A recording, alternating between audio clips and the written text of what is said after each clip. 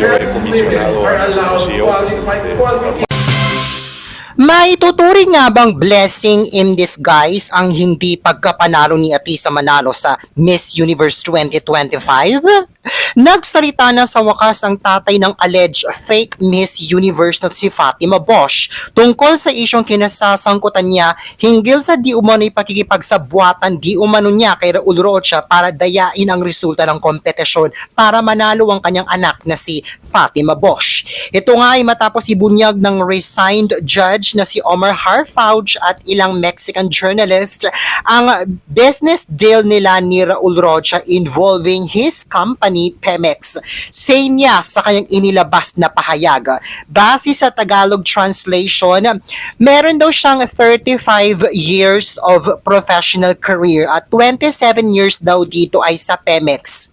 Dagdag niya, hinarap daw niya ang mga reklamo laban sa kanya sa Federal Court noong November 5, 2019 at napatunayan daw niya sa korte na wala daw siyang ginawang paglabag sa batas.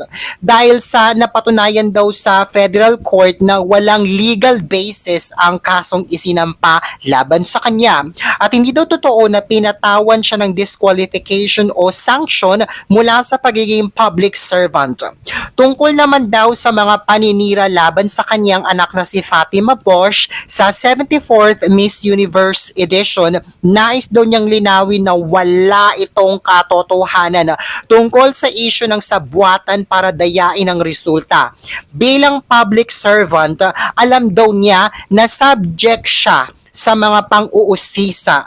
Pero lahat daw ng mga lumalabas ngayon patungkol sa pakikipagsabwatan niya sa Miss Universe 2025 kay Raul Rocha ay walang katotohanan, gawa-gawa lamang daw.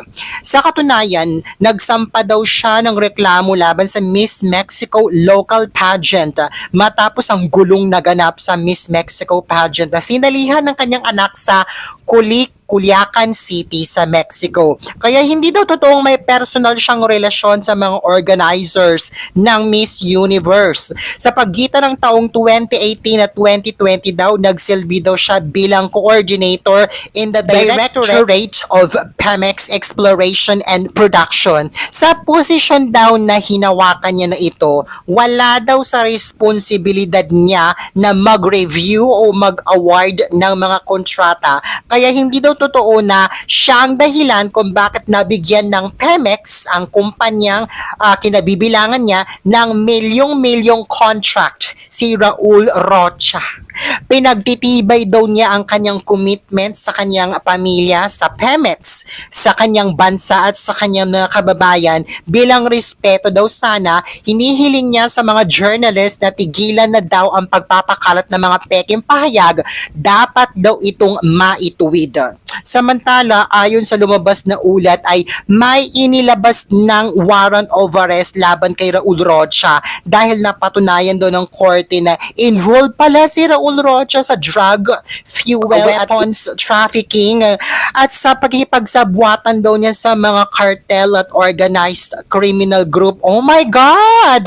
Subalit nag-apply daw si Raul Rocha sa witness cooperation arrangement matapos ilabas ang kanyang warrant para mapababa ang kanyang parusa at ang kapalit daw nito ay ituturo ni Raul Rocha ang lahat ng mga malaking leaders ng mga kriminal. Oh my God!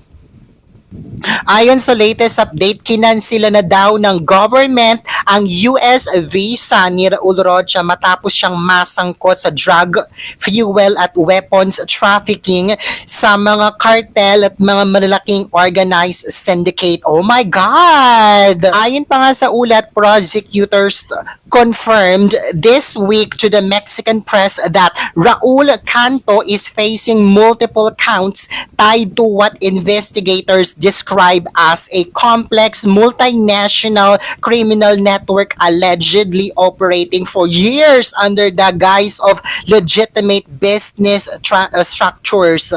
Court documents outlined a detailed operation involving the illegal purchase and transport of fuel from Guatemala into Mexico, where it was allegedly altered to disguise its origin and avoid regulatory detection.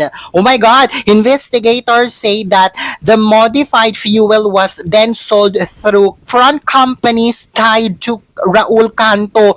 Oh my God! Additional evidence presented before authorities also includes allegation that the same network was involved in obtaining firearms and funneling them toward criminal groups operating in several Mexican states. So, involved si Raul Rocha sa mga kartel. Oh my God! Samantala, matapos ang pagtatago at pag-deactivate ng kanyang social media account, muling nagpakita na si Anja Kradyutati. Matatandaan na nag-deactivate siya ng kanyang mga social media, including his Instagram account. Ito ay dahil sa kasong kinahaharap niya, kung saan meron na din siyang warrant of arrest na inilabas laban sa kanya ng Thai court nito lamang mga nakarang araw.